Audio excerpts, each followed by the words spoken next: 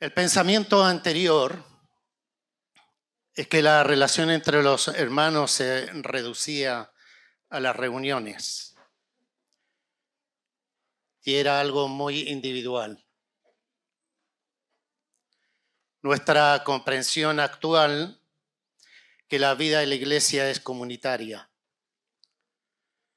partiendo el pan en las casas, practicando la ayuda mutua y el amor entre los hermanos y un lugar donde todos pueden participar. Juan capítulo 17, verso 10. Quisiera tocar como primer punto esa relación entre el Padre y el Hijo. Jesús, hablando con el Padre, dice: todo lo que yo tengo es tuyo y todo lo que tú tienes es mío, y por medio de ellos he sido glorificado. En esta oración vemos no solamente la unidad perfecta entre el Padre, el Hijo y el Padre, sino que también vemos la comunión perfecta, la coinonía perfecta, el compartir perfecto de todas las cosas, Dios Padre, Dios Hijo. Cuando se logra esta comunión o esta coinonía perfecta, es porque ya no se habla de lo mío, sino que se habla de lo tuyo. Todo lo que tengo es tuyo. Y después de eso, Jesús pudo decir: y todo lo que tú tienes es mío. Reitero, cuando se llega a esta comunión perfecta, esta coinonía perfecta, ya no se habla de lo mío, se habla de lo tuyo. Y a esto Dios nos quiere llevar, a tener comunión, coinonía, a este nivel tan alto, y donde hemos fracasado. Me cuesta aceptar los fracasos, pero de ahí se parte. Primera de Juan capítulo 3, versos 16 y 17. En esto conocemos lo que es el amor, en que Jesucristo entregó su vida por nosotros, así también nosotros debemos entregar la vida por nuestros hermanos. Si alguien que posee bienes materiales ve que su hermano está pasando necesidad y no tiene compasión de él, ¿cómo se puede decir que el amor de Dios habita en él? Estas son algunas de nuestras obligaciones mutuas. Partimos de la base de que somos una nueva criatura. Hemos nacido de nuevo.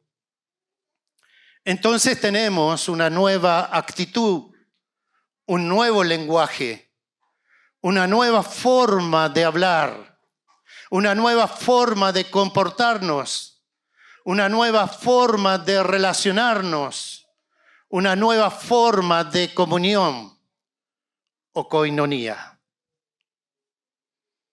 La coinonía es un nuevo estilo de vida. En el griego, en el Nuevo Testamento, se utiliza una palabra especial para describir este nuevo estilo de vida: coinonía.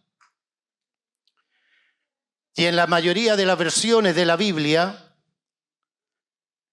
en español, esta palabra griega se traduce como compañerismo o comunión. Literalmente, coinonía significa tener cosas en común. Ese era el estilo de vida de la iglesia primitiva. Me estoy recordando una palabra que normalmente usa Víctor Rodrigo. De paso les digo que esta palabra koinonía es en el Nuevo Testamento, pero en el Antiguo Testamento es shalom. Shalom.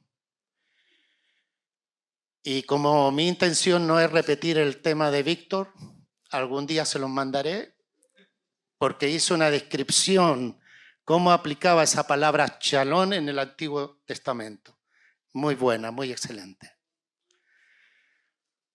Primera de Juan, capítulo 1, verso 3, donde Juan dice lo siguiente: les anunciamos lo que hemos visto y oído para que también ustedes tengan comunión, koinonía, con nosotros.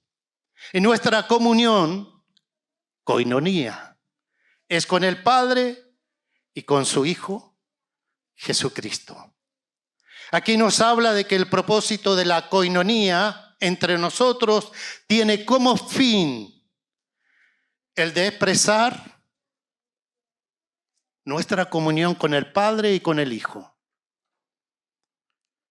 Debemos ser una expresión de nuestra relación con el Padre y con el Hijo. Juan, en el capítulo 16, versos 14 y 15, dice Él, refiriéndose al Espíritu Santo, me glorificará porque tomará de lo mío y se lo dará a conocer a ustedes.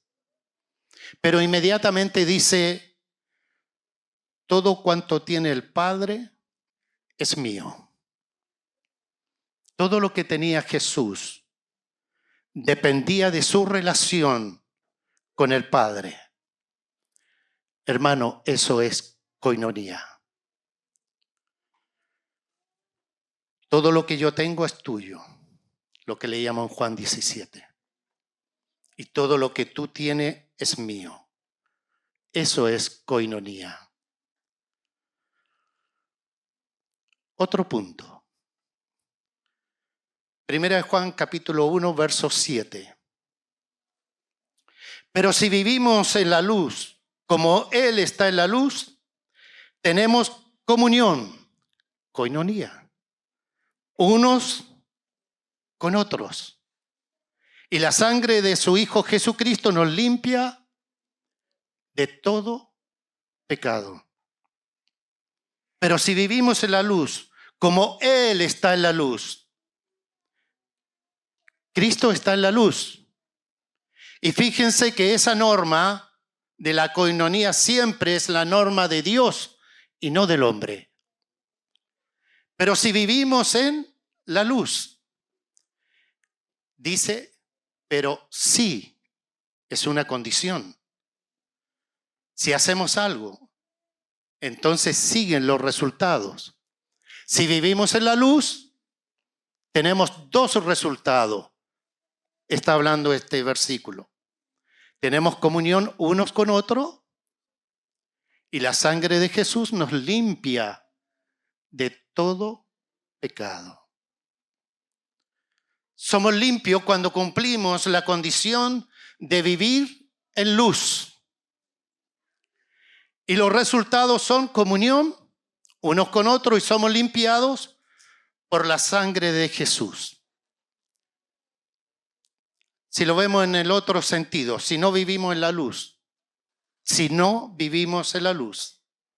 entonces no tenemos comunión.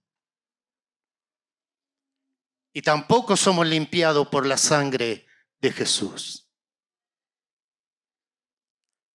Así que para recibir limpieza de la sangre de Jesús continua y permanentemente, es vivir en la luz. Y si estamos viviendo en la luz, tenemos koinonía unos con otros. Vivir en luz es vivir en obediencia a Dios. Vivir en luz es vivir sin máscaras, sin hipocresía. sin secretos, sin reservas, sin críticas,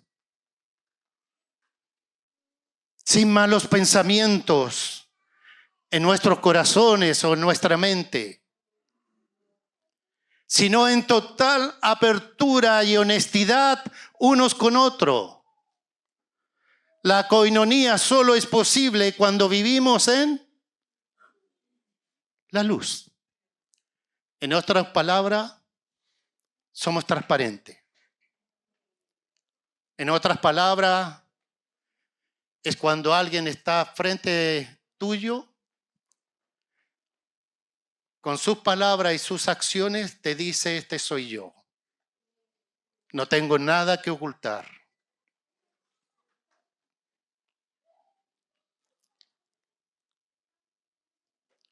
Entonces la perfecta coinonía, esa relación del Padre con el Hijo, y nuestra relación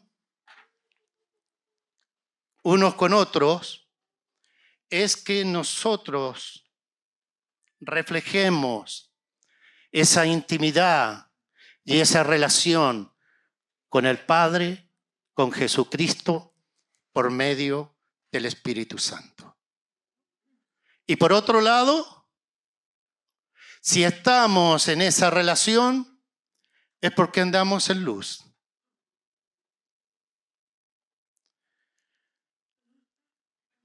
Hasta aquí el tema.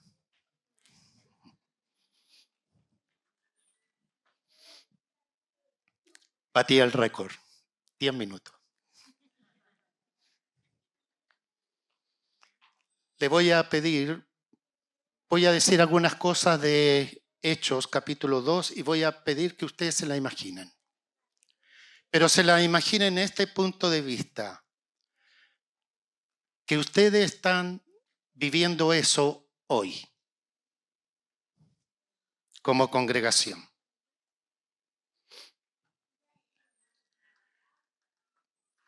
Con los ojos abiertos, con los ojos cerrados, como ustedes quieran. Pero concentrados. ¿Estamos listos? Dice que se dedicaban continuamente. Se dedicaban continuamente. Imagínense ustedes dedicándose continuamente a las enseñanzas de los apóstoles, a la comunión, al partimiento del pan y a la oración. Y todos los que habían creído,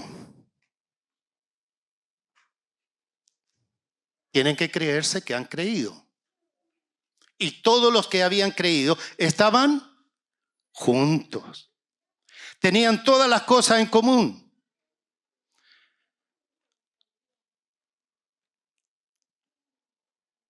Y empezamos el problema. Y vendían sus propiedades. ¿Cuánto están dispuestos?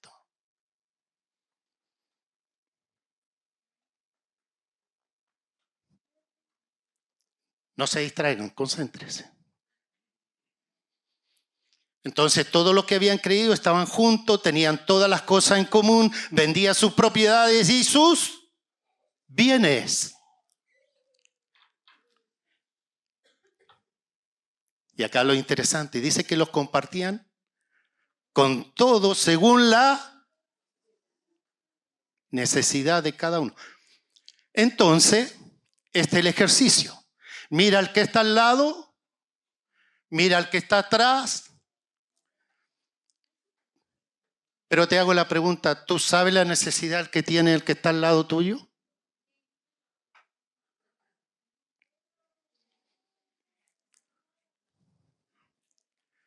Ahora, el ejercicio es fácil porque el que está al lado tuyo o el que está atrás se conocen. Ahora, míralo a aquellos que no los ves siempre. ¿Conocen la necesidad?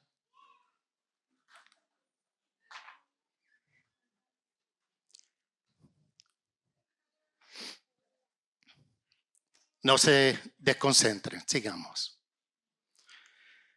Y dice que día tras día continuaban unánimes en el templo y partiendo el pan en los hogares. Comían junto con alegría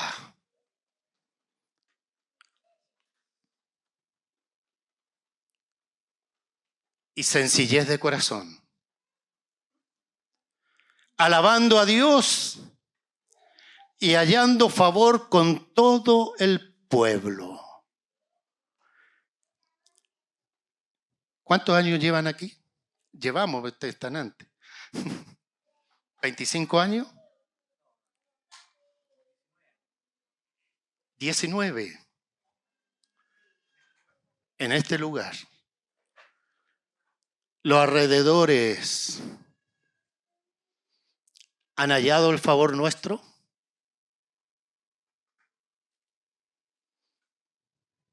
Qué tremenda la iglesia primitiva. Eso es coinonía, comunión.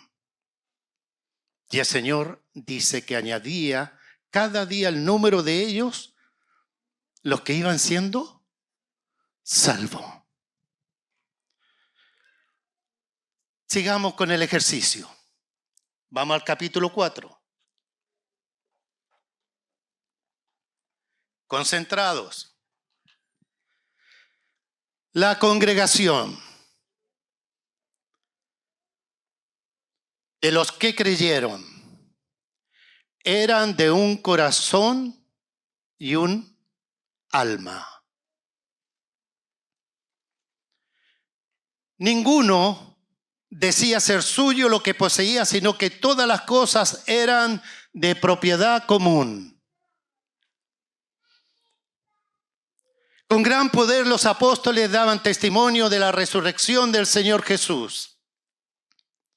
Y había abundante gracia sobre todos ellos. No había ningún necesitado entre ellos, porque todo lo que poseían, tierras o casas, las vendían. Traían el precio de lo vendido y lo depositaban a los pies de los apóstoles. Y se distribuía a cada uno según su necesidad. Eso es coinonía. Ahora pueden desconcentrarse.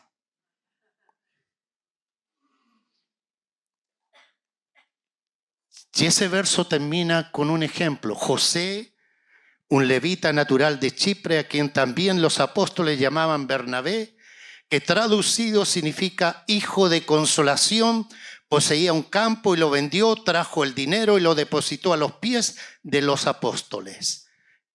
Hermano, eso es coinonía, comunión. ¿Qué es tener todas las cosas en común? Es coinonía. Todos los que habían creído estaban juntos y tenían todas las cosas en común. Esto te habla de perfección. Esto te habla de excelencia. Y acá está el desafío. Que nuestra coinonía tenemos que llegar a esta altura. Al de las Escrituras. No le digo que digan amén para que no poner a aprieto a nadie. Pero sí le digo que tu sí sea sí, tu no sea no. Porque más de alguien interiormente ya está con una lucha. ¿Vendo o no vendo? Tanto que me ha costado. Qué tremendo el corazón generoso cuando es impactado por Jesucristo.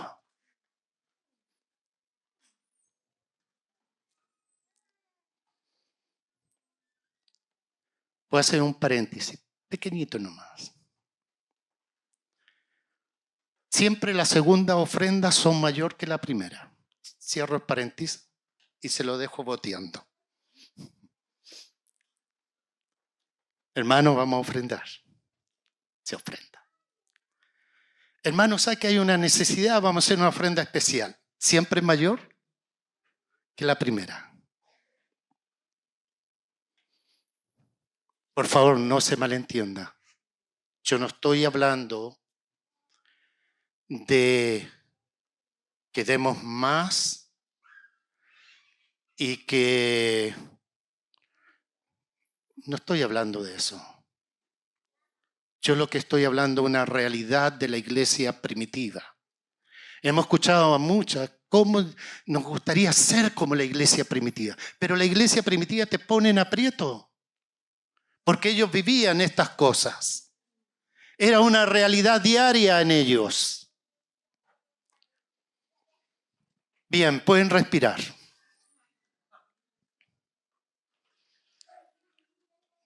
Mejor no, vamos a seguir tenso. Quiero enfocarme a las actitudes negativas que atentan contra la coinonía.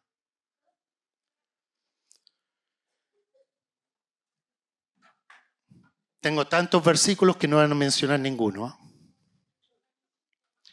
No juzgarnos unos a otros.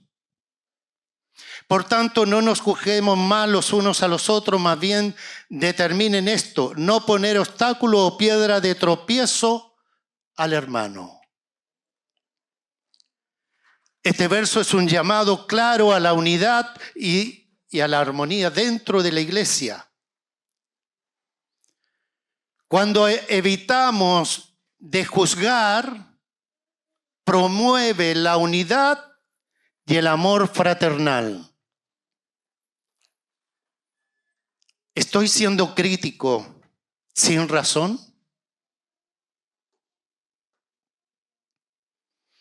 Otra actitud negativa.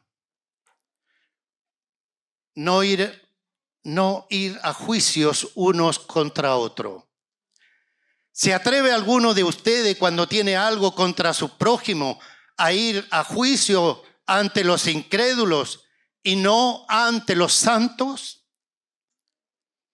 Un litigio es una disputa o enfrentamiento judicial que da lugar a un juicio. Esto significa tener un pleito con una hermana, con un hermano. Eso significa no ir a juicios, no tener litigios entre nosotros. Yo solamente estoy mencionando porque la lista es muy larga y cada punto estaríamos muchos meses. No odiarnos unos a otros. Porque nosotros también en otro tiempo éramos necios, desobedientes, extraviados, esclavos de deleites y placeres diversos, viviendo en malicia y en envidia, aborrecibles y odiándonos unos a otros. Pregunto, ¿hay aquí alguien que deteste a otro?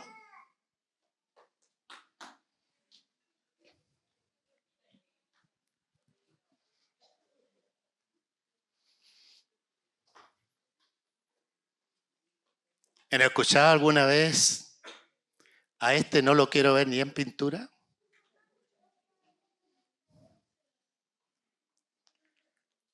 Actitudes negativas que atentan contra la coinonía.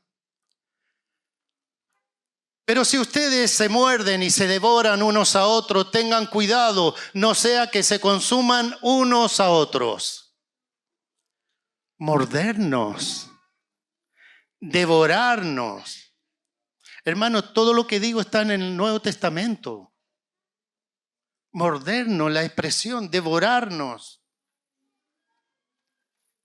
¿Somos de esos? Mordernos o devorarnos en la crítica, en el chisme.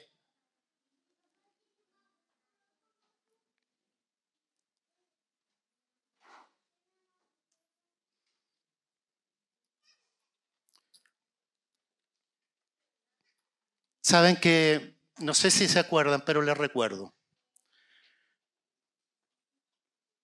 La vez anterior me tocó compartir sobre el trabajo pastoral. Y dentro de todo eso hice una pequeña reflexión con Ezequiel 34, en el cual dije, así como el pastor en vez de apacentar a sus ovejas, se apacentaba a sí mismo, y nos encontramos en ese pasaje con ovejas enfermas, débiles, perniquebradas, descarriadas, perdidas. Las enfermas no fueron curadas, las débiles no fueron fortalecidas, las perniquebradas no fueron vendadas, las descarriadas no fueron por ella para volverlas al redil.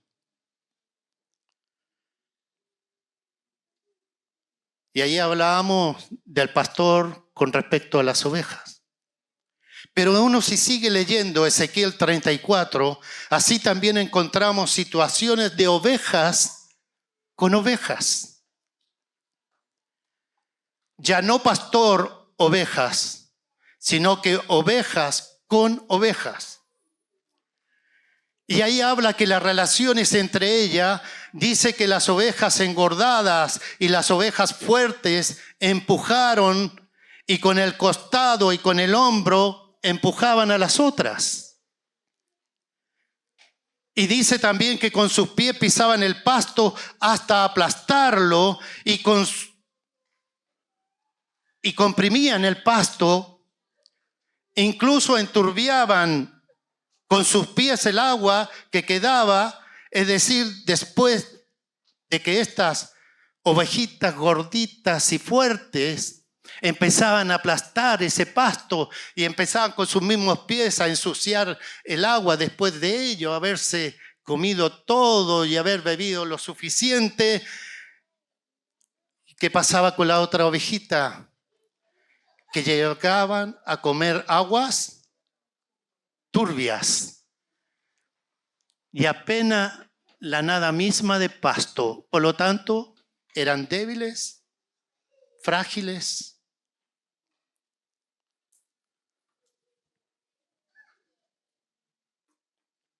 Habían ovejas enfermas. Cuando nosotros tenemos actitudes negativas, como odiarnos, mordernos, devorarnos. ¿Cómo están tus garras? De mano y de dentadura.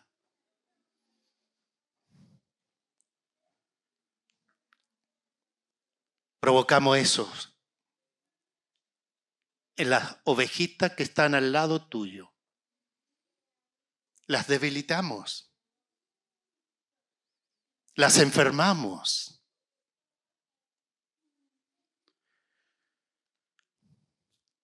No nos hagamos vanagloriosos provocándonos unos a otros, envidiándonos unos a otros.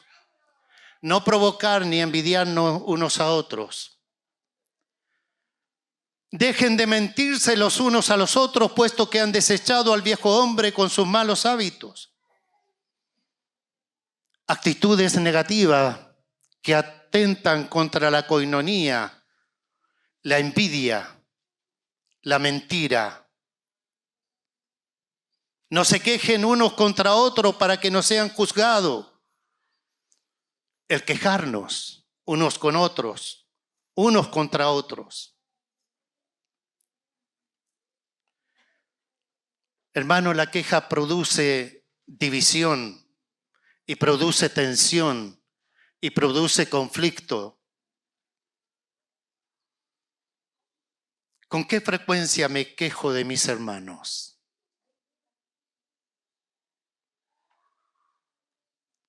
¿Cómo puedo sustituir la queja por la gratitud y la paciencia? Debemos ser agradecidos en vez de quejarnos. Otra actitud que atenta contra la coinonía es la calumnia. No hablen mal los unos de los otros, hermanos. Quien habla mal de un hermano o juzga a su hermano, habla mal de la ley y la juzga. Y si la juzga la ley, no eres cumplidor de la ley, sino juez. no calumniar, no murmurar, no hablar mal de unos con otros.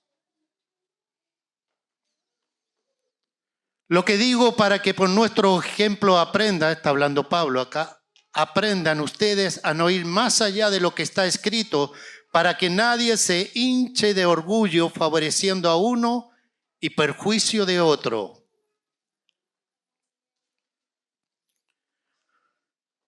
Envanecerse atenta contra la coinonía. Pregunto, ¿hay alguien de aquí que se sienta superior a otros?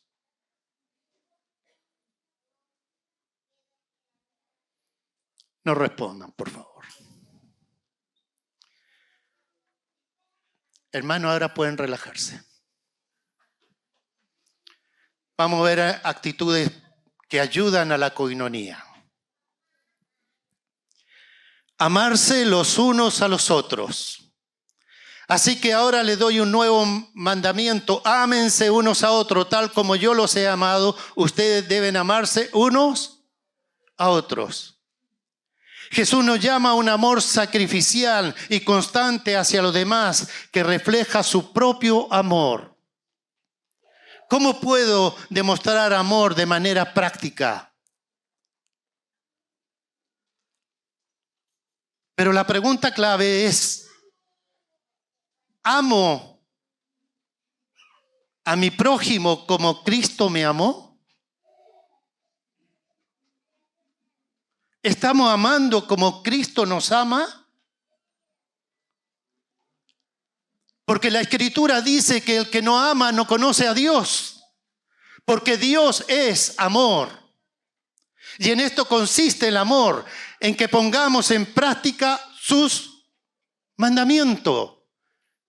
Y el amar es un mandamiento, pero debemos amar como Cristo nos amó. Y este es el mandamiento, que vivan en este amor tal como ustedes lo han escuchado desde el principio. Quiero decirte algo. Dios nos conquistó a cada uno de nosotros con un eterno amor, con un perfecto amor.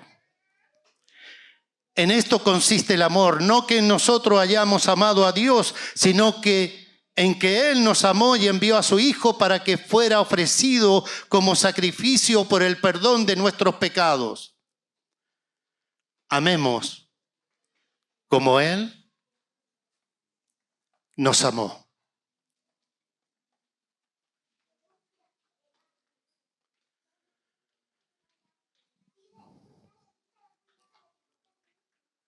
Por lo tanto, acéptense unos a otros tal como Cristo los aceptó a ustedes, para que Dios reciba la gloria. Aceptar a otro tal como son refleja la gracia en que hemos recibido de Dios. Pregunto, ¿hay alguien aquí que necesita ser aceptado sin ser juzgado?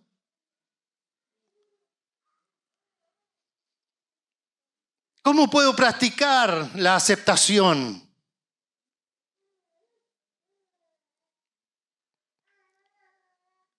¿Cómo te aceptó Dios?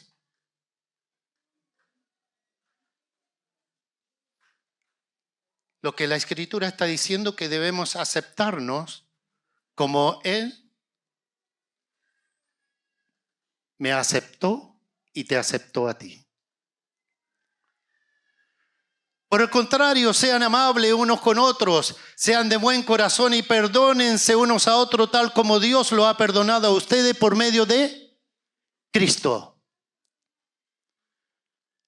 Hermanos, el perdón mantiene la unidad. El aceptarnos mantiene la unidad. El amarnos mantiene la unidad. Porque refleja el amor de Dios hacia otro a través de cada uno de nosotros. ¿A quién necesito perdonar?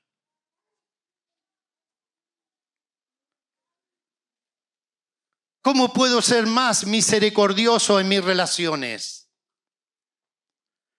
Pero la pregunta clave sigue siendo, ¿cómo te perdonó Dios? Así perdona. Es que me cuesta. A Dios no le costó perdonarte. Es que no se merece que lo ame. Ninguno merecíamos el amor de Dios y nos amó. Pero si tú lo conocieras como es, ¿cómo lo voy a aceptar? Así como éramos, Dios nos aceptó.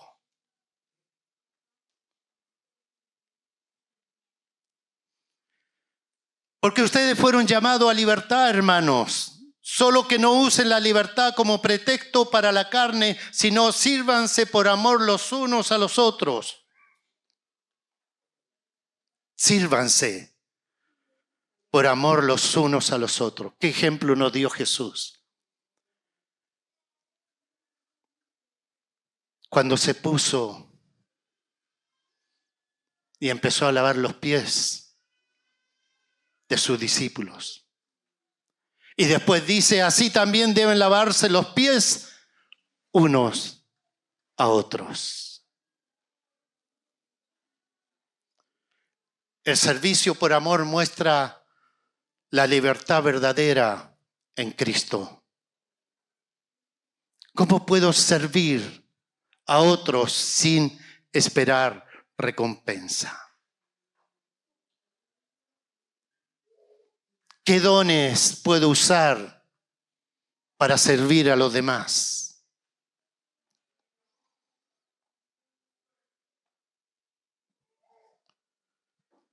Ayúdense entre sí a soportar las cargas, de esa manera cumplirán la ley de Cristo. Llevar las cargas los unos con los otros. Ayudar a los que están en dificultades refleja la compasión de Cristo. La pregunta es, ¿estoy atento a las necesidades del otro?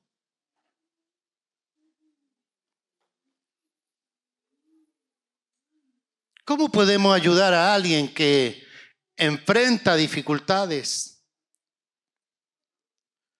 Hermanos, el ayudar a alguien demanda tiempo,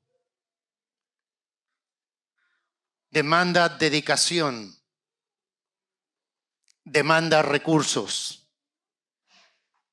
para ayudar a aquellos que necesitan apoyo. Se entregó a la muerte y fue contado entre los malvados, cuando en realidad cargó con los pecados de muchos e intercedió por los pecadores. Cuando oramos unos por otros para que sean sanos. Cuando nos visitamos.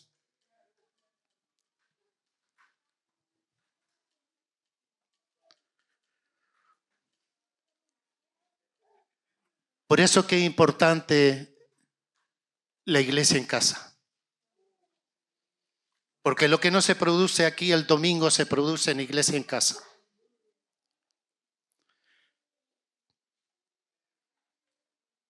Pero aprovecho inmediatamente, como la lista que tengo es larga, de decir lo siguiente. No respondan, pero piense, ¿qué días tú te reúnes en iglesia en casa?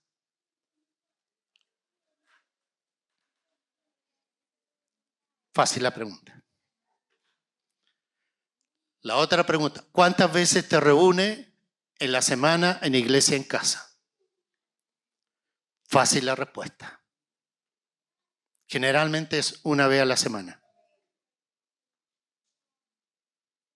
Pero esto es para practicarlo en nuestra casa. ¿Saben por qué? Porque si se convierte en 3,000 personas, como en el principio, tienes que abrir tu casa. Obligadamente tienes que abrir tu casa y van a faltar más casas. Porque en tu casa caben 100 personas, 50, 30.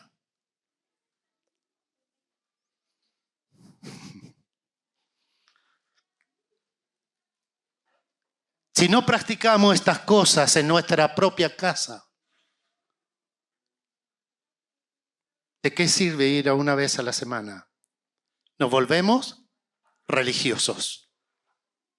Y entramos incluso hasta en la hipocresía. Porque cuando vamos a iglesia en casa, hermano, qué lindo, qué alegría verte. Y en la semana ni siquiera nos llamamos. Ah, sí, ya. Llaman. Pero a los más cercanos, a los más conocidos.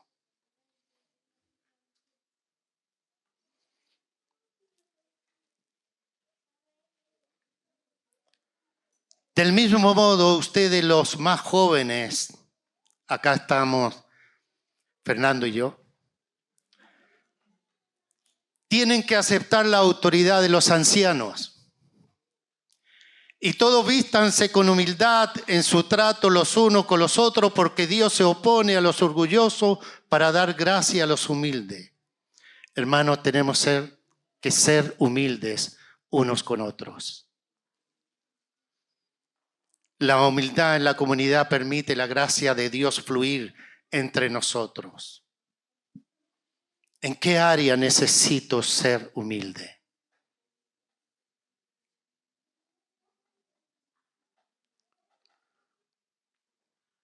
¿Cuántos somos del cuerpo de Cristo?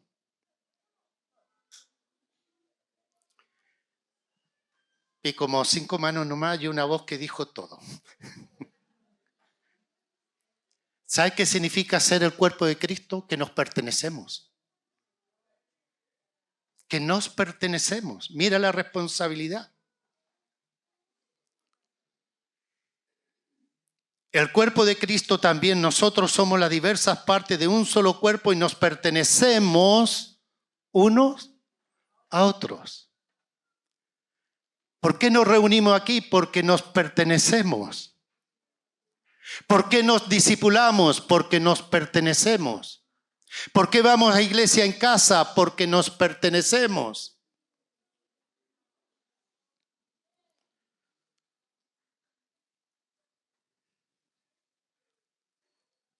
En otra versión dice, siendo muchos, somos un cuerpo en Cristo y todos miembros los unos de los otros.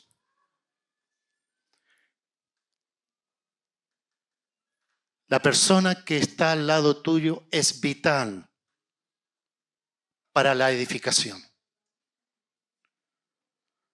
Todo el cuerpo de Cristo es vital para la edificación. Entonces la pregunta es, en el rol que tengo dentro del cuerpo de Cristo, ¿estoy cumpliendo mi rol?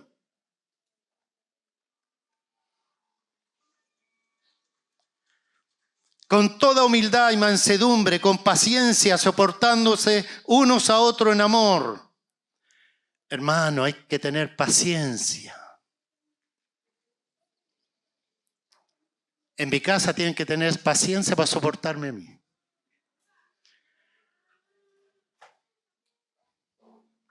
¿Y en tu casa?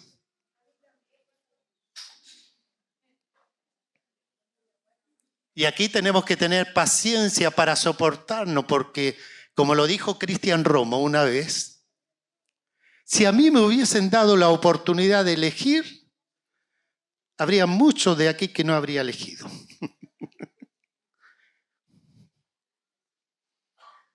Pero cuando viene esa revelación de que somos cuerpo, que nos pertenecemos, que por la gracia de Dios nos ha unido y todos somos diferentes. No hay ninguno igualito al otro. ¿Y saben qué tenemos que hacer? Amarnos y soportarnos. ¿Han escuchado a las hijas?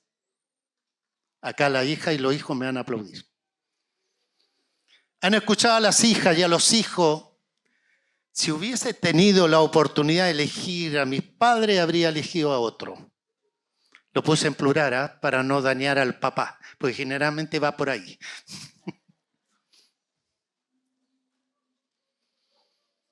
Si hubiese tenido yo la oportunidad de esta familia, quizás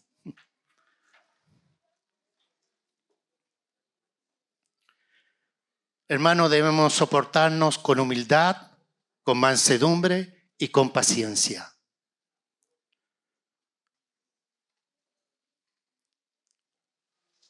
Que el mensaje de Cristo con toda riqueza llene su vida. Enséñense y aconséjense unos a otros con toda la sabiduría que Él da. Canten salmos e himnos y canciones espirituales a Dios con un corazón agradecido.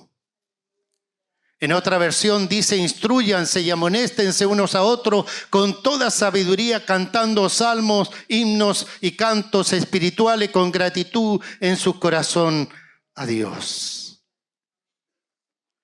Cuando nos reunimos, ¿llegas cantando salmos o cánticos espirituales?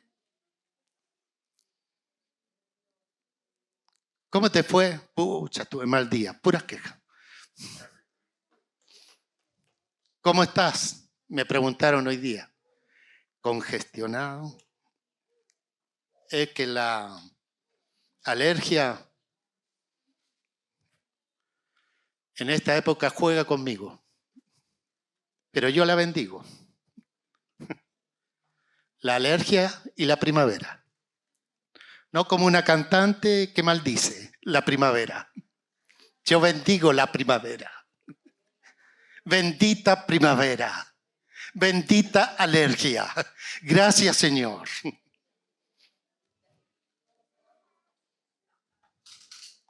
Cuando nos reunimos, de repente hablamos cualquier cosa.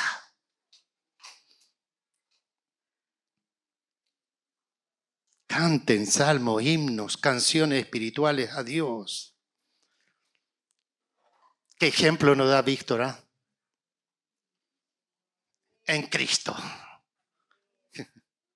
¿Qué ejemplo nos da? Y siempre una sonrisa. Qué alegría, hermano, de verte en Cristo.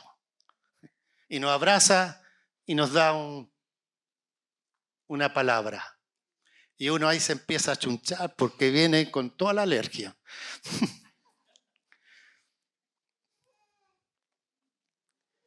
Y uno ya lo ve y dice: ya sé, va a decir en Cristo. Por ahí algunos en una prédica dijeron normales. Ahora están empleando, ¿cómo está? Normal. En Cristo.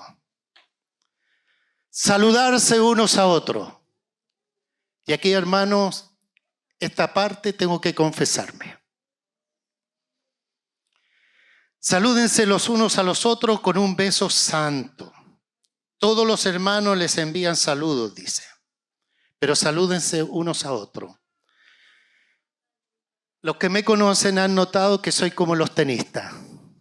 Llego, me ubico en algún puesto, me siento y me concentro. Pero hace un buen rato que estoy cambiando de actitud. Ahora llego y saludo. He estado practicando eso. ¿Por qué? Porque me cuesta. Me cuesta saludar. Porque vengo concentrado. Vengo concentrado en expectativa. ¿Qué Dios va a hacer hoy día? ¿Qué palabra nos se va a dar?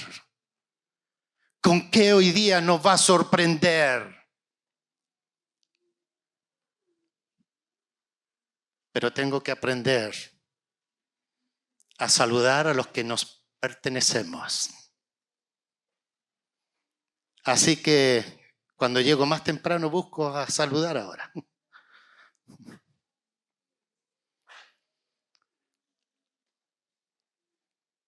Sean afectuosos unos con otros.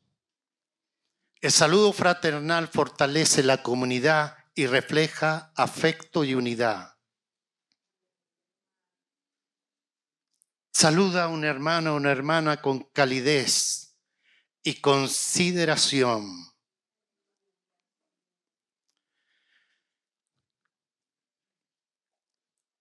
Esta que viene, no sé si la digo o no. Pero como ustedes tienen, así como Cristo los perdonó, me van a perdonar. Por eso cuando se reúnan para comer, espérense unos a otros. Hermano, he visto que muchas veces esto no se cumple. No se esperan unos a otros. La mesa está servida y llegan directo a la mesa. No piensen en nadie, por favor. Espérense. Espérense.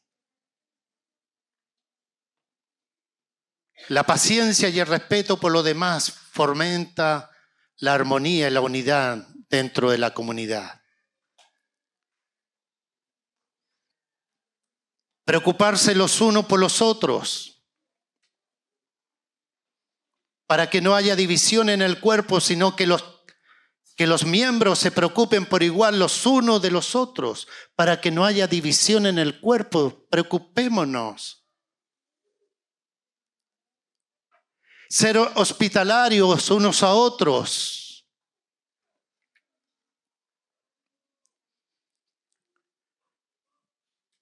Ministrándonos a través de los dones espirituales unos a otros. Regocijarnos unos a otros. Confesar los pecados unos a otros. Orar por los unos y por los otros. Tener comunión unos a otros.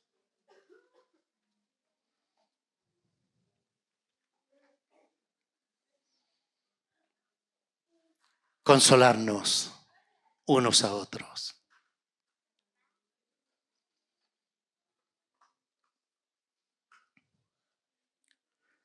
Con respecto al saludo, dice que el saludarnos sea un beso santo. Hermanos, mantengamos la santidad en los abrazos y en los saludos. Cuidado con la lujuria. Cuidado con las intenciones detrás de un beso o de un abrazo. Cuidémonos.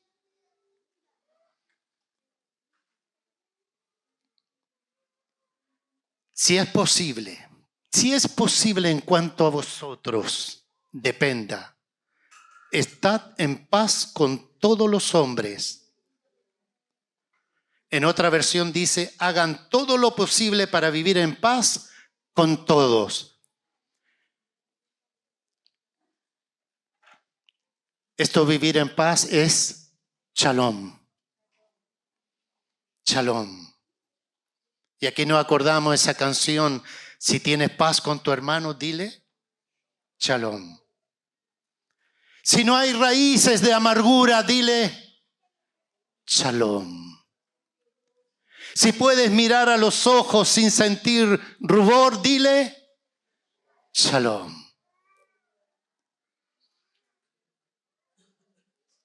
Porque un niño nos ha nacido, un hijo nos ha sido dado, y soberanía reposará sobre sus hombros, y se llamará su nombre admirable, consejero, Dios poderoso, Padre eterno, príncipe de paz. Shalom.